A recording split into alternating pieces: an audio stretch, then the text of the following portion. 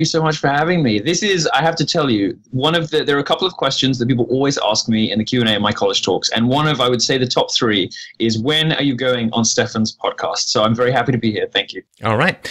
So what is your view of the state of the American university? Obviously, you're getting some pushback, to put it mildly. You're getting some incredibly receptive audiences. Is it polarized? Is it kind of mixing in the middle? How does it look from the podium side? Well, as I thought would be the case, the bad guys aren't really the students. I mean, you have the social justice warriors who are in the sort of student body, but for the most part, they're just damaged kids who've been very poorly educated. They don't know what the hell they're talking about, and they're just regurgitating spiel that they've heard from their professors. You have also, much more interestingly and much more promisingly, a huge bubbling up free speech movement, and it involves it sort of draws into its orbit various different worlds, all of whom have felt as though their First Amendment rights or their ability to express themselves has in some way been curtailed, whether it is gamers, the men's rights movement, libertarians and conservatives more generally, all sorts of different bits of the universe that feel as though expressing perfectly reasonable, respectable opinions has become dangerous, has become socially risky on campus.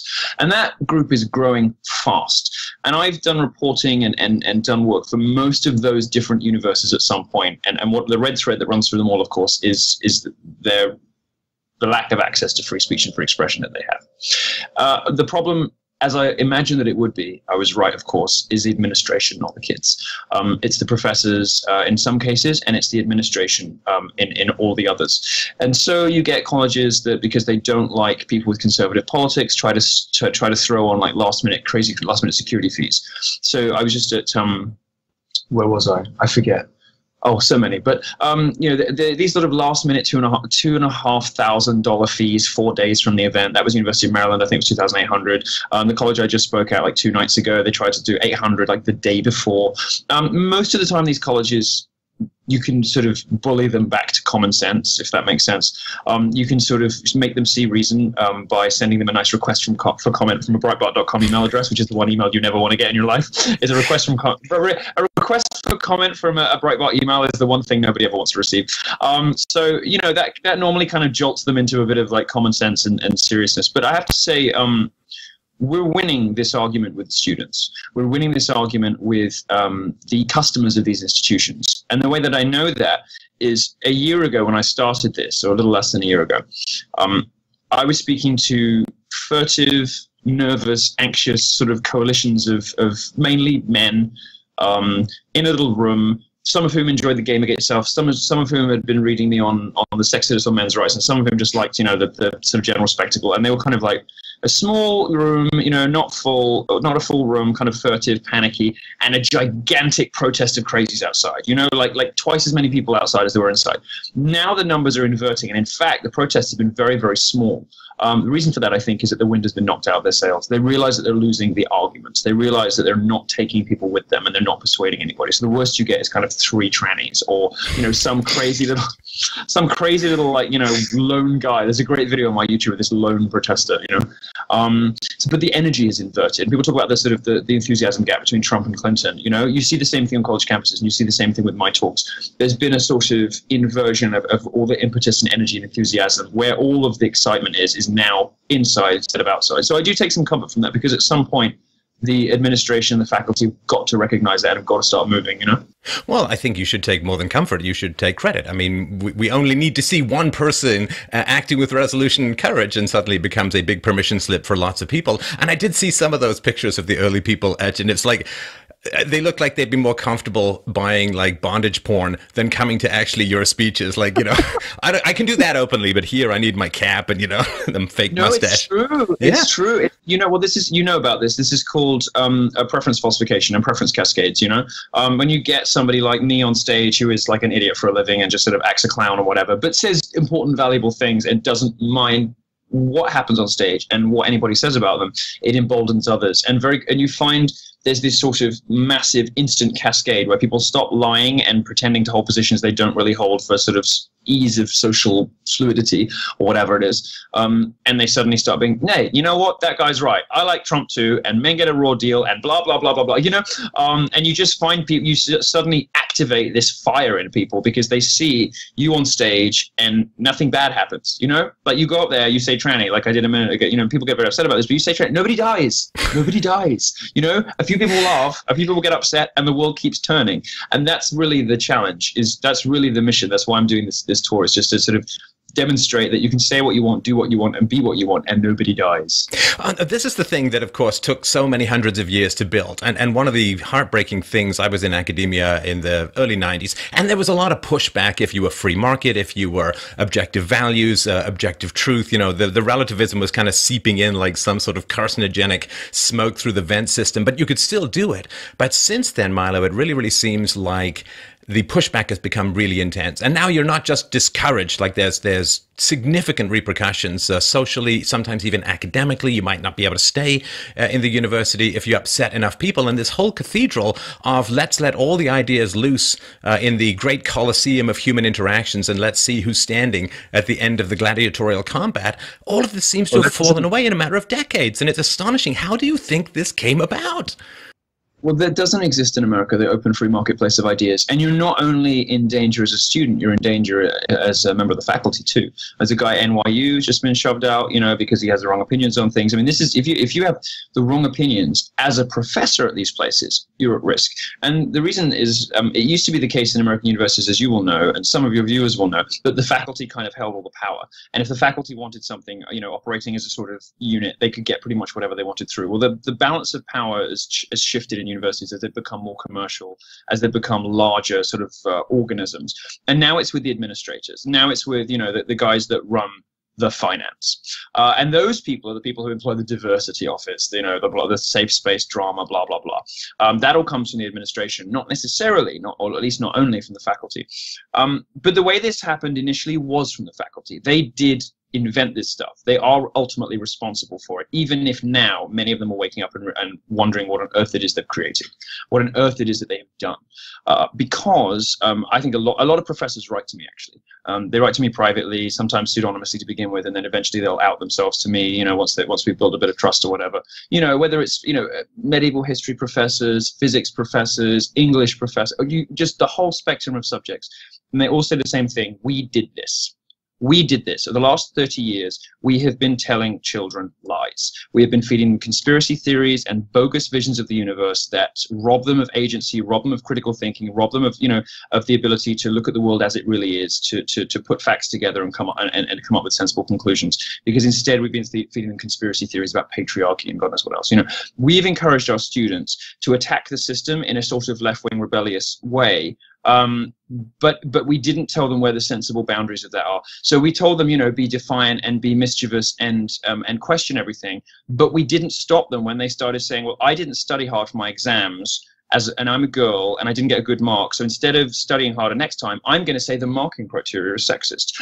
Like that kind of like bogus garbage excuse making has become the standard operating procedure on American college campuses. It's like, if I didn't do well or I didn't succeed, it must be the system, that kind of throwing up of responsibility onto others, and all of the other sort of bad habits of the intellectual left. Well, the professors now, some of them at least, the more intellectually honest ones, are freely admitting that they created this monster, and now it's out of their control, because now it is being not just shared and encouraged, but enforced by administrators who are much less smart than the professors, who aren't able to see the challenges and the threats to free speech coming over the horizon like a lot of professors in America now can and are now talking about privately. The administrators are dumb. The administrators are people who couldn't do anything else. They couldn't be professors, so they went into work in the office instead, And these people are fully sold on the social justice vision of the universe. So there is a little hope here, I think, which is that you're seeing colleges be quite robust about safe spaces and free speech in little isolated pockets. Like University of Chicago has told students, if you're coming 2017, 2018, do not expect trigger warnings, do not accept safe spaces. This is a free speech zone. The one good thing about the commoditization and commercialization of American higher learning institutions is that this is now going to become a free speech marketplace where colleges identify themselves either as safe space social justice colleges or as free speech, as defenders of free speech. And students and alumni are going to start picking where they apply and where they donate accordingly. And it's so frustrating because it seems to me that there was this elitism that used to be the place in college. Like if you wanted to go to college, particularly if you wanted to go postgraduate, you had to be pretty good. You had to have like Wolverine blade hands in debate and so on. And therefore you're not afraid of challenging ideas because you can take them on. I mean, if you're a professional jiu-jitsu fighter, then some guy comes down the street, assuming he's not armed with a panzer or something, you're doing okay. But I think what happened was people maybe in government looked and said, well, you know, college people, they make a lot of money and they're, you know, very productive in society. So if we just jam more people into college, exactly the same stuff is going to come out of the other end, which, as I've said before, it's like taking people who are short, putting them on the basketball team and expecting them to get taller because the tall people are on the basketball team. And there's too many people without enough smarts in college. I agree. I mean, it's a finite resource, you know, it's sort of, it's a kind of like equal opportunity criterion intelligence, you know, but it is also a finite resource. You can't just put more people through college and expect more intelligence and wealth creation and value in the economy after, because some people just shouldn't be there, you know, and basically pretty much anybody enrolled or teaching gender studies, or in fact, any subject ending in studies, you know, and whether it's these bizarre Afrocentric history courses that just teach black kids lies, or whether it is gender studies or women's studies that just teach girls lies, you know, and with no worry about the consequences and no conscience whatsoever about this stuff. And it basically anything ending in studies, and a lot of other social science and liberal arts departments as well are like this. They're just dumb. The kids are dumb, and the professors are dumb, and everything that is produced by that department is dumb. You know, none of these people should be funded by the federal government. None of these people should be in higher education. It just shouldn't exist. I agree with your analysis. You know, there are way too many people in college, for sure. I mean, dumb is a very charitable way of putting it. I mean, I think it's an environment. No, I think it's an environmental toxin, because you are teaching this like Goldstein 1984 style 2 minutes hate, which actually just goes on and on forever, right? We're going to talk a little bit about sort of the white male issue, because when you create all of these victims, what you're doing is sowing the seeds of rage. Because once somebody is convinced that they're a victim and there are these oppressors out there, then they are liberated. Their worst and darkest instincts of hatred, of retaliation, of aggression, of manipulation, all is fair because it's a war. And once you teach people they're oppressed, you really uncork the lid to hell itself, I would say.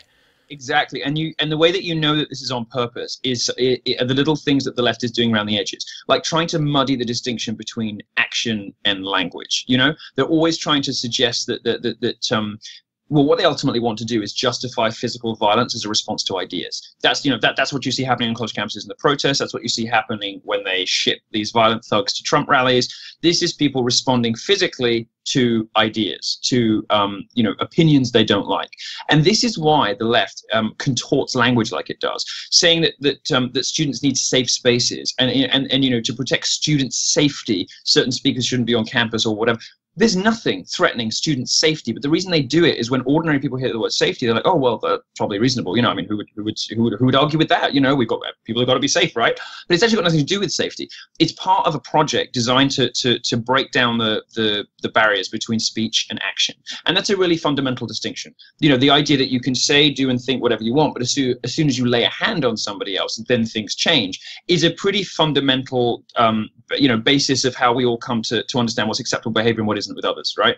And the left wants to be able to hit you for having the wrong opinions, which is why it's trying to muddy those distinctions, saying that my opinions about whatever it is, you know, gays, lesbians, transgender, whatever, justify physical violence. That's the holy grail for them. That's what they want to do. And those are the ways that you can tell that this is all being done on purpose, you know? Well, dumb people are better at hitting than thinking, so less intelligent people do want a marketplace which is determined by this rather than this. And they want that's just enough intelligence, you know. It's that kind of like enough. You know, it's like, you know, enough to be dangerous.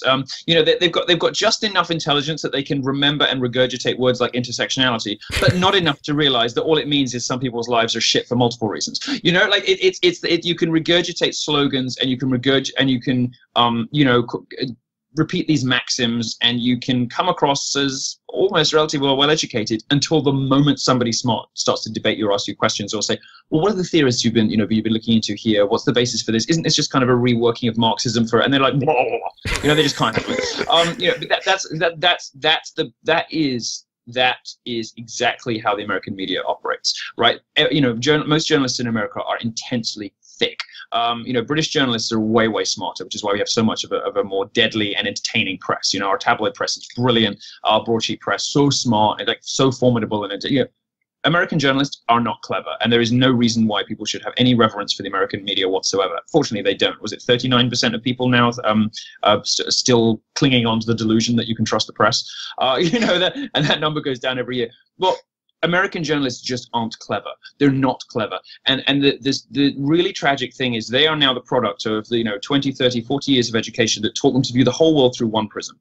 When I was I briefly attended a very good university, Cambridge in England, and they taught you that when you look at a text or a theory or some way of looking at the world, you can attack it from multiple angles. You can do a feminist reading. You can do a post-structuralist reading. You can do a whatever. There are multiple different prisms through which you can look at the same fact, the same language, the same text, and see what meaning you can tease out of it. See how different readings and different sort of understandings of it can help you to, work out how that might reflect on, how that might teach you more about humanity or whatever. The vast majority of the American media have just one prism through which to see the whole world, and it is social justice. They cannot interpret anything that happens without reference to sexism, racism, homophobia, or transphobia or something like that. In everything they do, they're seeking to find the bigot. Here are two warring parties. Which of them is the bigot? That is the starting position of almost every piece of journalism published in America today, and it is so fatuous and so stupid and so reductionist and so depressing. That's why I go in hard against the media, and that is a direct product of the American higher education, like social science, English, and X studies departments, in American universities. That's what they created. They created they polluted the fourth estate, which ought to have been the thing that kept politicians honest and spoke truth to power. They polluted the fourth estate with third-rate, poorly educated thinkers who don't know anything. Well, I think it's a category or you could say a property of smart people that they're driven mad by repetition, whereas less intelligent people cling to repetition as a way of gaining security. And I do think that one of the things that's happened in this enormous demasculinization of society that has occurred with the breakup and the smashing of the family that's come about because of law courts and feminism and the media as a whole. Men are bad, men are unnecessary, men are dumb, men are bigoted, men are patriarchal, all this sort of stuff. And I think a lot of people, like when I was a kid, we'd have sort of robust debates with my friends, and there'd be a lot of this sort of rough and tumble stuff where you develop more of a thick hide, a little bit of sort of armor plating of ego strength. And it feels to me, which is not an argument, I know, but it sort of feels to me like people are coming very thin-skinned, very raw, very sensitive because they've been shielded. They've had a lot of daycare teachers who are women. They've had a lot of teachers when they're younger who are women who are just like, it's okay, we'll pass along. And then they simply get out into the real world naked and unprepared for the natural rough and tumble of the back and forth of how society progresses. I think so. I mean, I like to say in my college talks that, people graduate from gender studies dumber than when they started. And I mean it, they might know a few more words, but they are less well equipped to deal with the real world. They believe fewer things that are true than they did when they started, and they believe more things that are untrue. They are less well equipped to have healthy, functional relationships, less well equipped to contribute to society, to actually have a meaningful job that creates value somewhere. They are less well equipped to hold down a job, because everything bad that happens to them in the workplace has always got to be the result of sexism. Couldn't be that you didn't show up for work on time, could it? That all that kind of stuff. Absolutely, that is the case. And I think that it's funny you say sort of repetition is a sort of is a fallback position for stupid people. I think it can be. I think it is. Even when you look in philosophy, like left-wing philosophers, sort of Lacan, Derrida, repetition, structuring, all that kind of stuff. It is a left-wing kind of mediocre intelligence thing to value dogmatic repetition of the same thing, and to give it some sort of sense of value or meaning it doesn't have. My real objection to what's happened to American higher education is that it has replaced intellectual humility with dogma. No longer do these people graduate realizing that they know even less than they thought when they started college, and that their whole life, that everything that happens to them in the next 70 years or however long they're alive is going to be a process of learning even more stuff. And they just try to go through life consuming as much as possible. They instead graduate now thinking they know how the world works, and that's an incredibly dangerous thing to do. To educate what is now almost 3 generations of kids that they know how the world works, like they've got it down.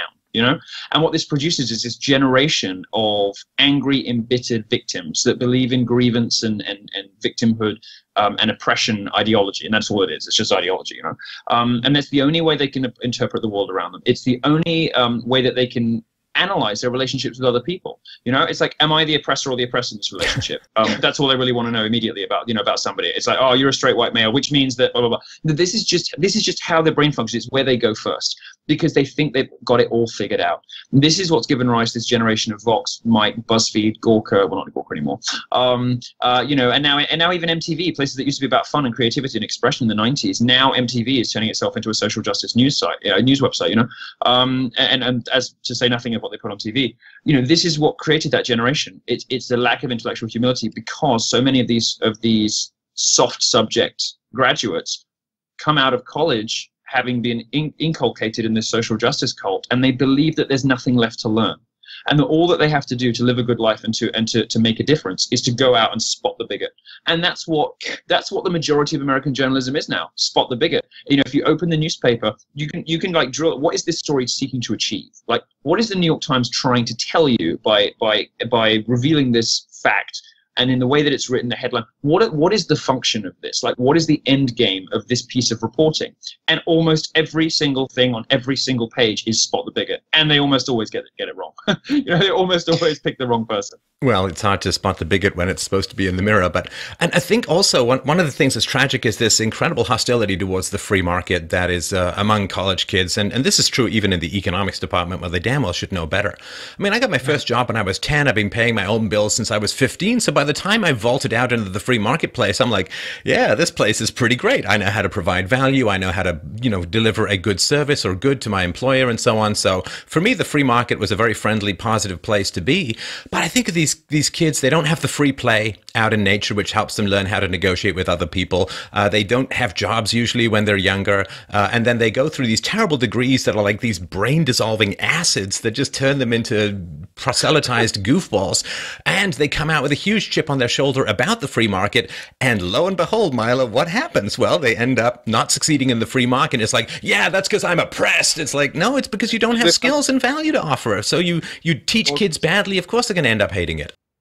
No, it's true. It's so true. And you know, it's just amazing to me when I say this. I try to weave this into every college talk I can, and just to see the jaws drop, even among conservative and libertarian students, which tells me they've just never heard this before and it's never even occurred to them before. Hey, guys, capitalism, democracy, property rights, and freedom of expression, all of those great Western values, that's why America's a nice place to be born black or a woman or gay. Those are the reasons. Like, capitalist democracies, you know, liberal Western capitalist democracies are the places you would want to be born in if you were a minority, right? And they were like, oh, you're right. Could this fact be connected? Could it be? Follow the footprints. You know, who wants to go where? It's not like everyone in England is like, how do I get to Saudi Arabia to live? Could there be any connection? Could there be any reason? Could there possibly, is there a pattern here? Like, all the countries we want to get to, all the countries where pay is equal, all the countries where you're okay if you're black, gay, or a woman, all just magically happen to be Western liberal capitalist democracies. Let us meditate on this for a second. You know, it's just like, yes, precisely those things that the left hates most. And when you get down to it, it's all about communism, socialism, Marxism, you know, whether it's Black Lives Matter or feminism or whatever. All the things they hate the most, all of the institutions they want to tear down in America are precisely the things that give them the rights they want and that they already have, you know. It is so bonkers to me. It's so mad. I just don't get it. This is what I find so frustrating about the left as well, is it definitely is a kind of religion insofar as they can just reject facts. Like, how many times do you have to debunk the wage gap myth? How many times do you have to debunk various, criminal statistics? The same thing over. Facts don't matter. And to me, that's when you're in the realm. I wouldn't actually, it's dishonoring religion to say it's superstitious, it's mystical. What bothers me so much about it is it's a religion without responsibility. It's a religion without sacrifice. It's a religion without moral standards. It's a religion without dedication to something higher than yourself. It's a very self-indulgent kind of meism. I can reject facts, but I don't have to get up early to go to church on Sunday. And to me, having those two things together is extremely toxic. Yes, it is, because it's through discipline and sacrifice that we learn how to responsibly behave to others, you know? And to take a sort of Feuerbachian approach to this, you know, you don't have to believe in the tenets of a religion to understand that that religion tells you something about the society that created it, right? So the ultimate highest virtues of Christianity, self-sacrifice, Christ on the cross. Like, you know, you don't have to believe that he was the Son of God or even that he existed to appreciate that this civilization has created a religion in which love and self-sacrifice and giving are the highest possible virtues. You know, being generous and altruistic you know, that is the goal of the good life according to the Christian vision, right? That's a good thing. Like, that's a reasonably good path through life. You know, if that's your core principles, that I should be, you know, that I should be a disciplined, good person who gives to others, who loves and who sacrifices for themselves. Well, yeah, that's what, you know, they're the sorts of virtues we admire in the armed forces, in people who work in charity, all the rest of it, right? Self-evidently good things. But when you remove discipline and sacrifice from religion, you get a cult, you know, and you're right, it isn't a religion, it's a cult. It is a cultic set of, you know, fatuous, empty values that gives people a sort of brief rush of satisfaction and self-righteousness, but has no substance behind it. And, you know, as I say, you don't have to believe in any religion to at least appreciate what virtues it's pointing at. You know, what is this vast, you know, the Vatican, all this vast structure, and it's so easily criticized from billions of angles, but what is the core, central, simple message that this religion is telling you that the society that created it values the most? Like, what is it telling you? And Christianity sends very good messages about what the West is about, you know. And if you look a little bit further and you go, you know, the second tier down, the Protestant work ethic, without which capitalism wouldn't have been possible. You know, capitalism couldn't have grown like it did without Christianity. Why? Well, not because they were all like peace, love, and understanding social justice warriors, but because they had a Protestant work ethic, which was, you know, get up in the morning,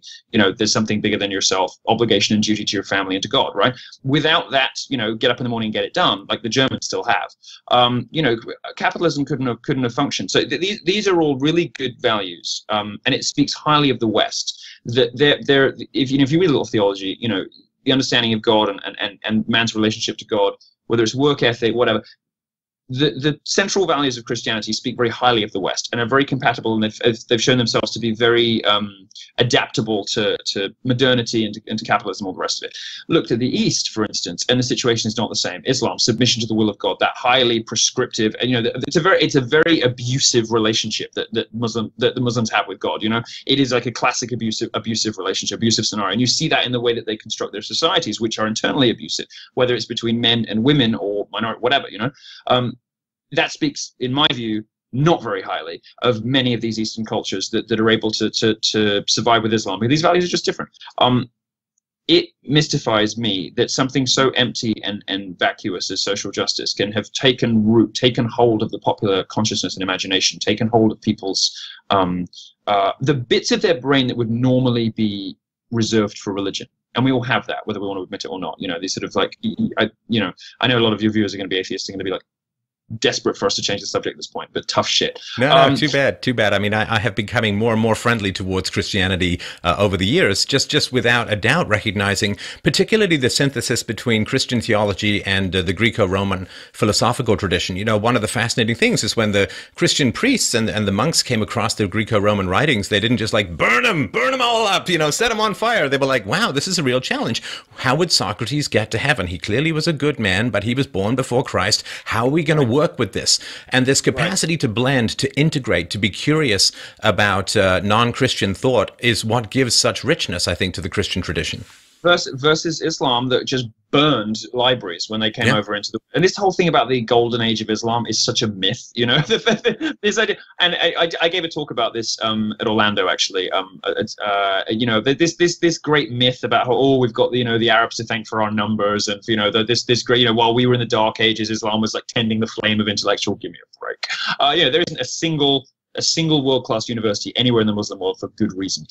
You know, but anyway, that's a subject for another day, another podcast. But no, but you know, I believe that everybody has a bit of their brain reserved for this kind of stuff, whether we like it or not. And you know, that's why atheists get so mad. That's why they have such hair triggers, because they know it and they don't want to admit it. You know, it's like there's within all of us, there's that instinct to seek out the ineffable. You know, and you might not call it divine if you're not a religious person, but you might appreciate it in a Beyonce song, or you might read. No, I mean, I'm serious. Or you might read. You know, some people. That's how some people get. You know, kind of that. Oh, you know, like Halo. Like, you know, that Halo. Like that song has two moments where, like, you know, you're like, you know. And no, but music can do that for people. You know, I mean, personally, I do it with Wagner, but some people, you know, some people get that from R&B, some people get whatever. It might be a Larkin poem. Philip Larkin is a very sort of actually I think very underrated English poet, and he has these moments of this great sweeping ineffability right at the end, where he just takes you up and just drops you in this just infinite landscape at the end of a poem that was all about little things. Anyway. I think anything you compare yourself to that makes you feel small but not humiliated is a wonderful place for growth, because we all need to feel relatively small so we have some place to grow, so we have something to explore, and we never want to feel like we have the final answers. I want us to have good methodology, philosophical reason and evidence and so on, but I love that feeling of being dwarfed but not humiliated, because I find that very inspiring as some place to grow. And it comes from humility. And that's a great Christian virtue, and it is also it is also characteristic of all of the smartest people I know, as they're acutely aware of how much they have yet to learn. Social justice seems to me to play on a lot of the reward circuits that religious bit of our brain normally uses up. It has it has all of the classic signs of a religion, like, the dogmatic adherence, the, casting out of apostates, the ritualized nature of religion, with the chanting, the clicking that they do instead of, it looks very much like a religion. If you know anything about religion, you study any theology at all, one of these feminist conferences with their weird rituals and stuff looks very much like religion, like an Oprah show, very, very, very, it's almost like some sort of weird, when I watch those feminist conferences and they have the kind of, you go girlfriend, and the clicking instead of clapping, it's like a sort of really messed up riff on the Eucharist, but it's occupying that bit of your brain that ought to be reserved for that sort of that humble kneeling in front of something greater and asking what else is out there. It basically, social justice is this brilliant concoction where it gives you the reward circuits, it gives you the dopamine hit, it lets you feel self-righteous, and it lets you feel like you made a difference without actually having to learn anything, do anything, be anything useful. All you've really done actually is bully someone else. Right. So let's dip a little bit into feminism here, because it's a topic that you and I have both talked about quite a little bit. And I've always sort of wanted to feel like it's really important to get the feminists and peel them away from the women, because people think that feminism is something to do with women, and it doesn't. I've sort of made the argument for years that it's just pear-shaped socialism in comfortable shoes, because they don't actually care about women. Because nice way of saying lesbians. But if they cared about women, then they would be appalled at, say, Ann Coulter being called the "See You Next Tuesday" word 17 times at a Rob Lowe roast. They'd be shocked at what Bill Maher said about Sarah Palin. They'd be appalled at what's said about Margaret Thatcher, the first female leader of a Western country. And they don't care about, if you're on the right, you are an person, you are an ungender, you are an object to be attacked. But they're women, and they're very accomplished women, and they're very intelligent women, but they're on the other side of the political spectrum, and that's really important for people to understand. It is Marxism in granny panties. It's nothing to do with actually focusing on what is good for women. They're being used as a tool to advance central planning and collectivism, and I think people have a really, really tough time seeing that, because we all like and want to protect women. Absolutely true. And one of the things that annoys me the most about modern feminism is the way that it takes advantage of our natural instinct towards chivalry and kindness and decency. So on the one hand, they're like, oh, it's just about equality and the protection of women's rights. Don't you care about those things? But the way that it behaves is very different. It describes itself one way, it behaves very differently, and uses this carapace, this ridiculous marketing spiel, which is all it is, that it's about women's equality when actually it's about collectivism, as you say, and all that stuff. And the way that they sort of dare men to disagree, the way they put men on notice, it's like, agree with this lie that I know is a lie and you know is a lie, and you know that I know that it's a lie. Agree with it in public, or I'll get you, or your life is over. And also the way that it plays on a man's natural instinct to come to the aid of a damsel in distress, to, a natural chivalric instinct, the way that it abuses and manipulates and takes advantage of that, for me, is so ugly and sociopathic, it could only be the work of lesbians. It is the worst. No, it is the worst thing about it. Worse than the fact they lie, worse than the fact they're stupid, worse than the fact they spread things that are not true. It's the fact that they take advantage of the highest, most noble aspects of manhood. The things that make men the best, not make men the best, but, the best things about men is what I mean to say. The best things about men is, the sacrifice, the selflessness, and that, as embodied in chivalry and generosity and self-sacrifice. Those things are the best things about good men. And feminism fucks with men by abusing those things, and that's what that is really the thing that I don't get angry about very much, because why would I? My life is wonderful, but that's the thing that actually makes me mad.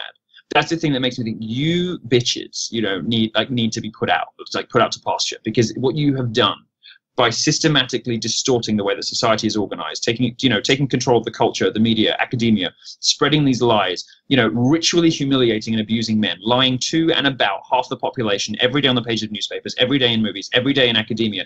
That is just wrong. It's morally wrong. It's repugnant, and it is particularly disgusting because you are taking what ought to be the very best things about men and using it against them as a way of ritually humiliating them. I hate it. Oh, and I agree, and especially this concept of rape culture, which is such a massive, libelous, horrendous smear against the vast majority of men who would, and often have laid down their lives to protect the women of the tribe and the women of the circle.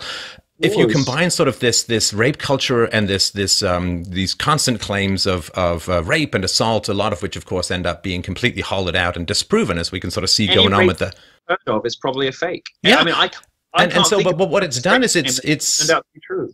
What it's done, Milo, is I sort of feel the end result has been that women have almost been weaponized against men. That men now look at women as extremely dangerous because you don't know. You might have an encounter. The next day, she runs into a feminist friend who convinces her, and then you're in a situation with no lawyers and no defense and no burden of proof and no presumption of innocence. And then this weaponizing of women against men. Where the hell do people think this is going to end? Well, it ends actually, and some men don't like it when I say this, but it ends with women suffering even more than men do. We're tough, basically. Even the fags. We're basically tough, and we can. We won't be happy, but we won't be, abjectly miserable. On the whole, now there is a male suicide epidemic no one else wants to talk about and all the rest of it. And some men obviously are very, very vulnerable and very miserable as a result of some of this stuff. And I don't want to downplay that at all. But on the whole, men are pretty resilient, pretty tough. They can retreat. And I wrote this big feature that everybody read, a year and a half ago, The Sexodus, people sort of retreating into porn and video games and stuff like that. And by and large, that's the male response to this kind of schism between the genders, fueled by feminism. Between the sexes, I should say, fueled by feminism. Women, on the other hand, do not deal well with being alone in their 30s. They're not happy. And you will know from reading the same things that I do that, women have been getting progressively more miserable for 50 years or more. Every 10 years, they report themselves getting miserable at the same time as on paper, they're getting more equal. Well, there are only two explanations here. Either women are being lied to and fed, conspiracy theories and being told that they're not as equal as they are, or they're just ungrateful bitches and men should stop trying because they're not going to be happy no matter what you do. So neither. I mean, if I'm going to give you equal pay and let you vote and do all this stuff and you're going to be even unhappier than you were 70 years ago, why did I do it? Why bother? Why bother? Just keep you in the fucking kitchen. I mean, why bother? I mean, I'm joking, of course, but I understand that going through a man's head, being like, you can ruin my reputation with these ridiculous rape claims, this listen and believe culture. More women are now going to college, more women are graduating, 2-to-1 advantage, going for STEM, blah, blah, blah, blah, blah. All the ways in which you and I know that the pendulum has swung toward women. And you're still not happy. What do I do? Right. I mean, it's almost like on a societal level, what every man knows happens in a marriage, which is, you give her more of what she wants, the more unhappy she gets. But you're far better off, just giving her a little bit, just a little bit. Yeah. She says, I want a car. You give her a car. She's not happy. You say, I want a car, and you say no, and you maybe give her a cheaper car than she wanted. She keeps coming back for more, and she's happy. This is how the sexes work. But this is now being played out on a sort of grand societal scale. Where women are getting thrown benefits even above and beyond equality, and women being women, they're still not happy. So I kind of understand, man, when there's like, why did we bother with this? Why did we do this? The key thing, though, as I say, that upsets me is just that is the ritual humiliation and the lying and the bullying. But I have to say, this is really important. Feminism hurts women the most. It does hurt men, and it does horrible things to men, and it's awful for men. And I don't want to downplay that or whatever, because I know you have lots of listeners who are really, angry about this stuff, and they're right to be totally justifiably angry. But feminism hurts women the most because women in their 30s, are a mess. Like, single women in their 30s are really, really unhappy. Most men, by and large, on the whole, from what I've read and my experience and whatever, most men kind of get through it, get over it. They'll find other things to pour their sexual energy in, that creative urge, the destructive urge, all the stuff that that makes men great. They'll find other things to pour it into. Right. Women can't. You know, Right. women end up with a job they don't like, with a cat, friends they hate, no boyfriend, you know, and it's awful and it's miserable and they're so unhappy. So you know, it's just bad all around, but it is in a way that most people don't even realize, particularly bad for women. Feminism is a disaster for women. And let me sort of throw a little theory at you and tell me what you think, because I've sort of been working on this idea, and I was struck by this with regards to what happened with you at Twitter and what's happened to Twitter since that. Partly as a result of what happened to you, and partly as a result of other factors, of course. And I had people call in from the Army recently talking about social justice warriors in the U.S. Army and how much they had destroyed morale by changing all the standards, and now they all get this sensitivity training, which seems kind of weird for the military people. I mean, I don't want my military people being overly sensitive. In fact, I don't want them being sensitive at all. I want them to be like completely armor plated. And of course, you know, there's those studies. Sorry to interrupt you. Yeah. You know, those studies like female soldiers, like, you know, I just always think about this, like, you know, so what if some woman kind of catches some dreamy looking Iraqi in the scope? She's not going to be able to shoot him. And women have all, no, it's serious. And, you know, women, they do studies on this stuff. Like after terrorist attacks, women are like 10 times more likely to kind of like forgive the terrorist, like find an excuse why they might have done it because they want to kind of empathize with the guys who, like, you know, blew themselves up and killed a bunch of people than men are, right? These people on the front lines, give me a break. Anyway, carry on. Oh yeah. So, you know, and in other areas, like in the universities, they're destroying freedom of speech, which is the essence of universities. With Twitter, they're destroying freedom of speech, which really was the whole point and promise of Twitter at the beginning. In the Army, they're destroying combat readiness and so on. And I'm sort of working with this theory now. It's kind of grim, but I think there's some good evidence for it, Milo, which is that they don't go into these institutions to reform them, but to destroy them. And Twitter was a threat to the left. The Army, of course, threatens the general cuckishness of the left. Universities of free speech harm the left because the left's ideas are so bad. And fundamentally, weaponizing women against men, the left has promoted all of these massive income transfers from men to women and from the young to the old in the form of social security and pensions. And then if you can convince a society to not have children, you've created massive unfunded obligations without the next generation to pay for them. That is going to trigger the social and economic collapse of that society. How are they not just a bunch of termites, like eating away at the floorboards of everything we hold dear? I couldn't agree more. I mean, that's exactly what is happening. And you know, this is not a mystery, I don't think. To anyone who sees the left in action, it's quite clear. They don't want to fix things. They want to tear them up. Now, I have some sympathy with like genuine radicals who think that this, you know, systems need to be broken up and reimagined. But there's a difference, I think, between, let's say, for instance, Donald Trump, you know, who represents an existential threat to a Republican Party that is no longer fit for purpose, and people, you know, the Republican Party, which I don't think is a particularly effective engine for democracy or good values or anything like that. It's just a sort of, you know, coalition of people advocating for the interests of the rich, powerful, and the globalists.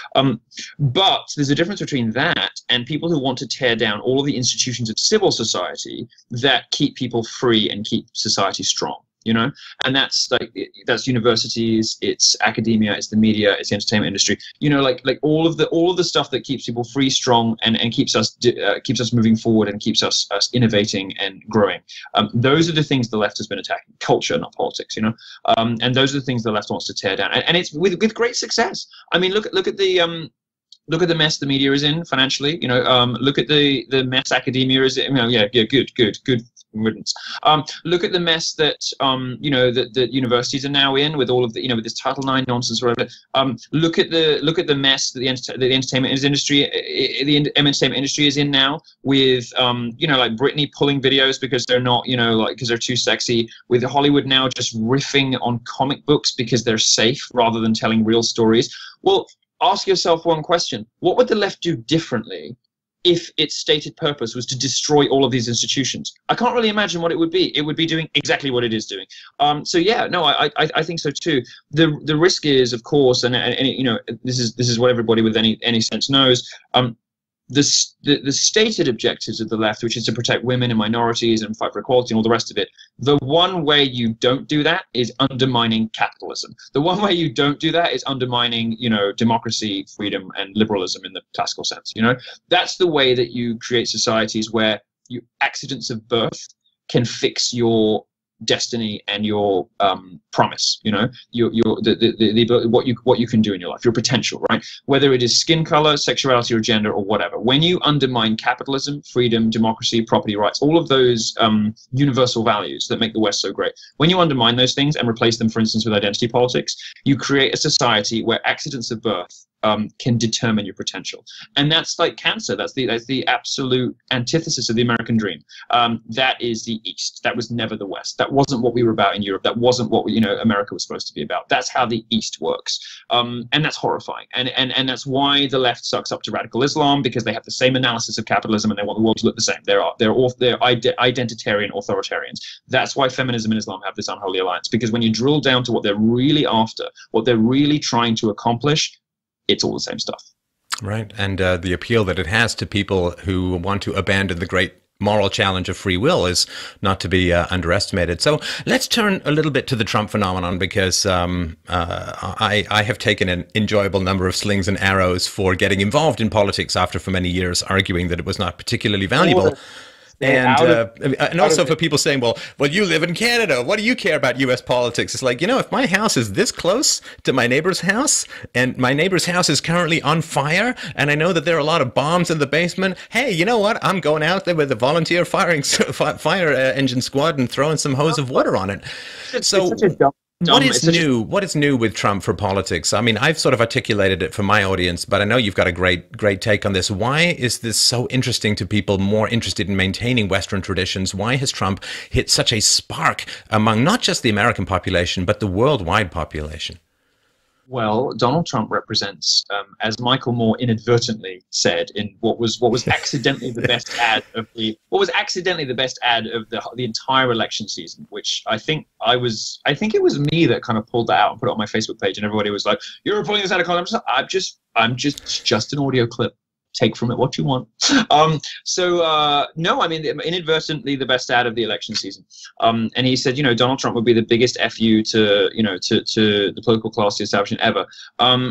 Look, in the West, globalization, which has been driven by sort of leftist elites, hasn't worked for everyone. It hasn't worked really for even half the population.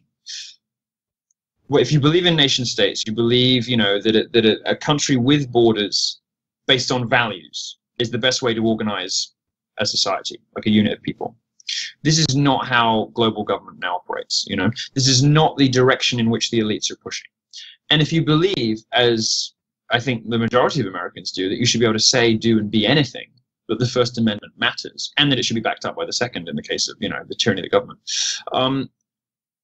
If you believe any of those three things, and particularly if you believe all of those three things, you have no option but to vote for Donald Trump. Donald Trump represents, in what, you might think he's a blustery idiot and all the rest of it, and he can be clownish and all the rest of it. And I might even secretly, privately agree with you on some of those things now and again. Everyone's embarrassed by their dad now and again.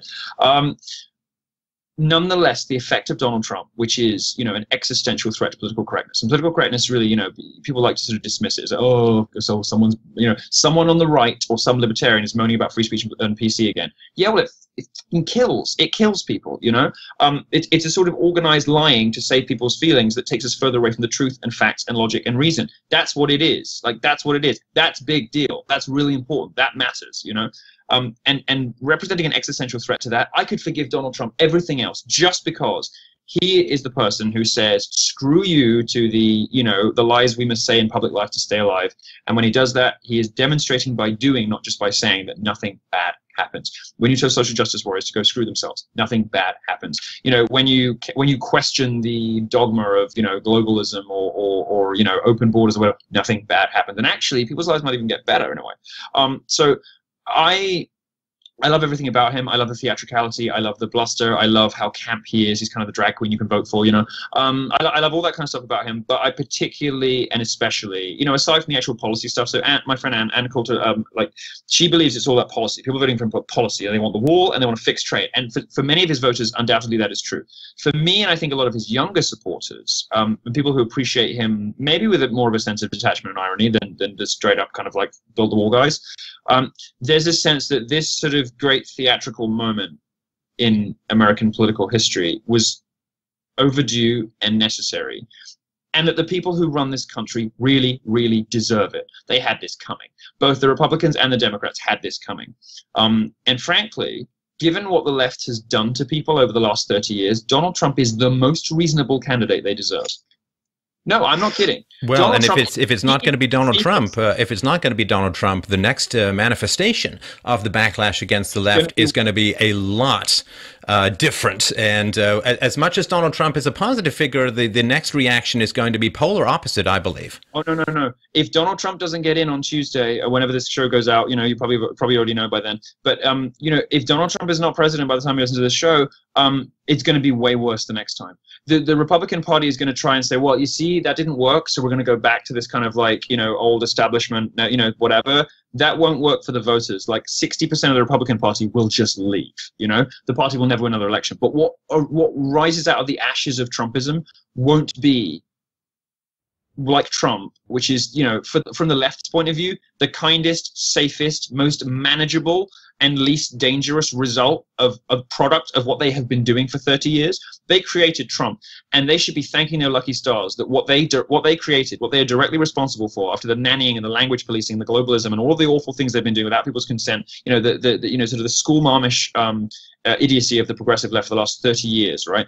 They directly created Trump, and they should be thanking their lucky stars they didn't create something worse. Because Trump basically is would get a Trump presidency would almost get them off the hook for all the stuff they've done. Reset the clock and let them retreat, regroup, and come back. And it wouldn't be difficult after 3 or 4 years of Trump to be like, okay, this is clownish garbage, and we're the real responsible party of government. The left could be in power for decades after that. If he screws up or whatever.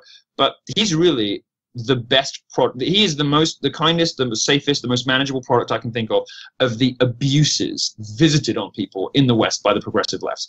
I'm amazed it's not David Duke, frankly. I'm amazed it's not somebody more like, maybe not him, but somebody more like that, somebody malevolent. Trump is not malevolent. Trump loves America. Trump is, wants to fix things. He has a vision of how America ought to be, how it should be, how it could be again, right? He's not malevolent. He's not a bigot. He's not a hateful person, and he's not malevolent. They call him all those things, of course, because that's what the left does. And it's interesting, by the way. Bill Maher came out and said, we really messed up when we, went after John McCain and went after all these other people and called them these terrible names, because now Trump's around, we don't have anywhere to go. We've got no terrible names. Well, they're making the same mistake with Trump. They're still doing it.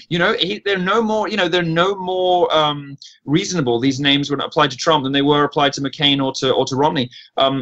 It is going to be something, I got to tell you. If she's in the White House and what comes after Trump, how they have no weapons left. They have spent every last bit of capital they had trying to stop Trump getting to the White House. If they succeed stopping Trump getting to the White House, whatever comes next, however bad it is, will win, because they will have completely burned all their social capital with the public, burned every last bit of trust, burned every last bit of credibility in a desperate attempt to stop Trump from getting to the White House. The legitimacy of the press has been nuked by the Trump candidacy.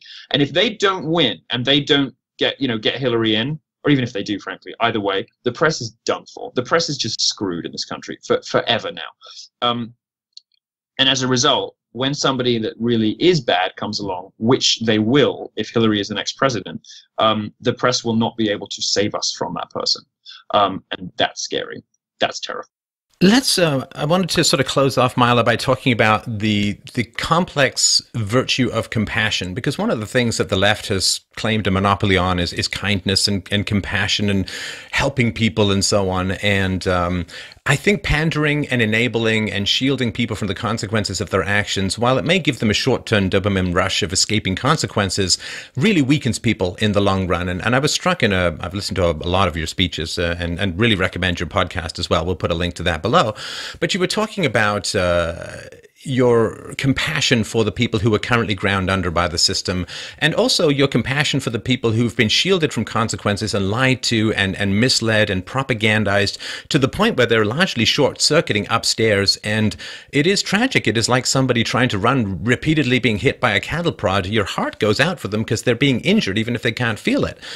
And this complex virtue of compassion, which has been monopolized and I think turned kind of saccharine and diabetic by the left, I think the right and the alt-right have a lot of compassion in terms of reality and consequences for people that is very different. I don't know if it's a masculine kind of compassion or versus the sort of feminine kind of compassion, but let's talk a bit about that, because I know you embody that in your speeches quite a bit.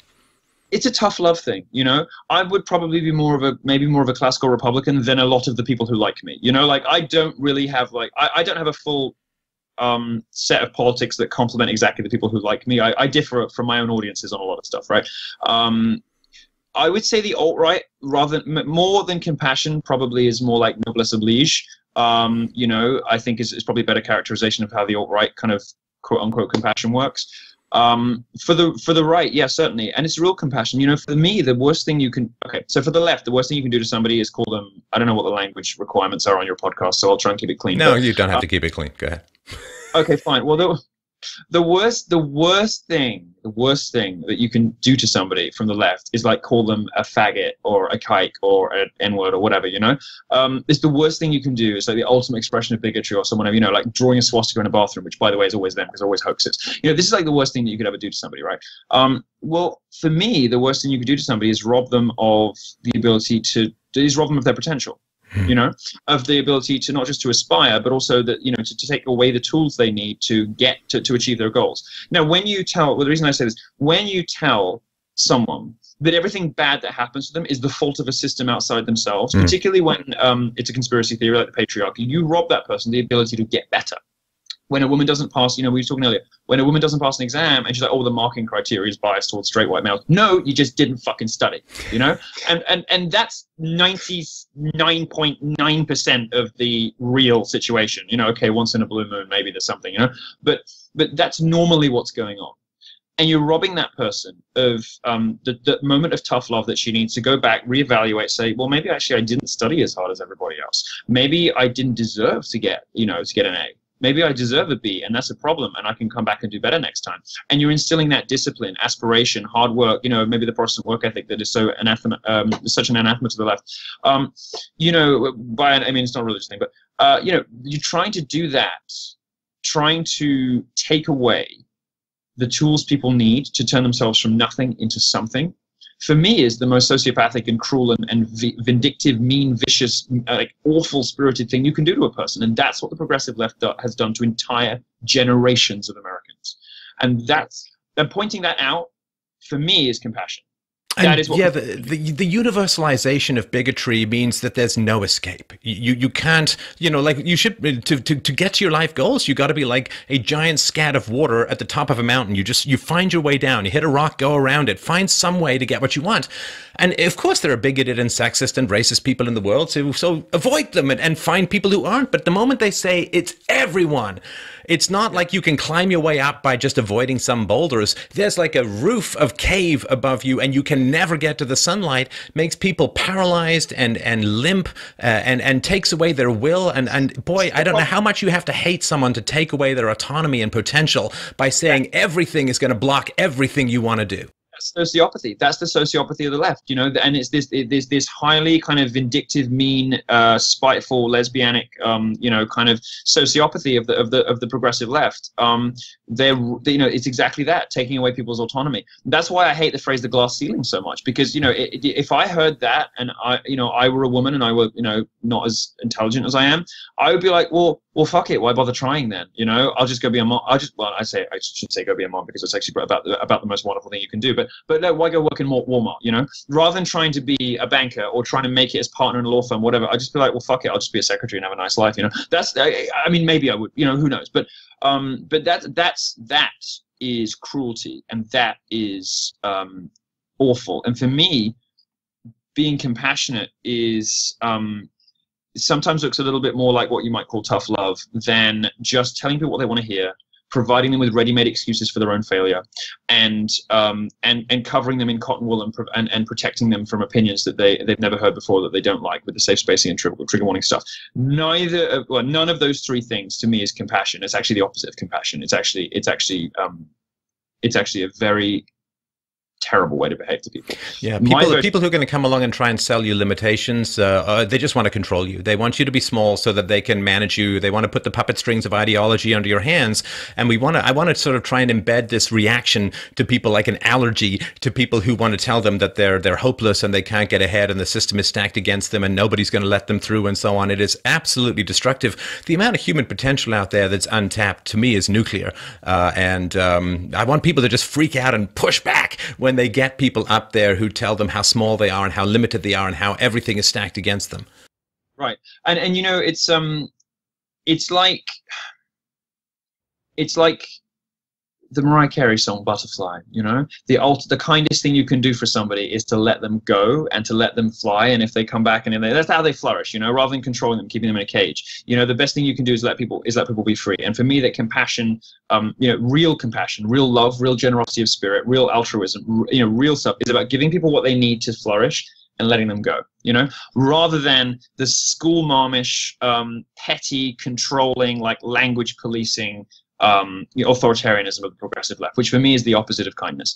Kindness is giving people what they need to succeed and letting them go do it and let them succeed or let them fail, you know, and letting them do it on their own, letting them flourish. That you know, the fulfillment of human potential, which is the most satisfying thing in life, is to, you know, it's like I haven't experienced this yet, but maybe I will one day. But you know, giving your kid a good education and then watching them succeed and flourish because you worked hard, you gave them the tools they needed, and then you push them out of the nest and just watch them soar. You know, that has got to be, you know, as I think most parents will tell you, that's one of the most satisfying feelings and experiences. And we've all had things. I mean, I have had experiences like that in relationships and with friends and stuff like that, you know, and even with employees and things. You know, that's one of the most gratifying, satisfying, really, you know, real moments, you know, in human life. And people on the progressive left will never experience that. And I feel very sorry for them. Right. Well, I'm going to wrap it up here. I just wanted to thank you enormously for a great conversation. I think people will really be excited by it. And want to remind people, if you haven't had the live Milo experience, for heaven's sakes, track him down and try and get. He's going to be going through February 2017, and you can, of course, get his tour dates at Yiannopoulos.net. Follow his writing, of course, at Breitbart.com/Milo. Thanks again so much, my friend. It was a great pleasure, and I look forward to hearing your next speech. Wonderful. I can't wait to have another conversation. I've had so much fun. Thank you so much for having me. Take care.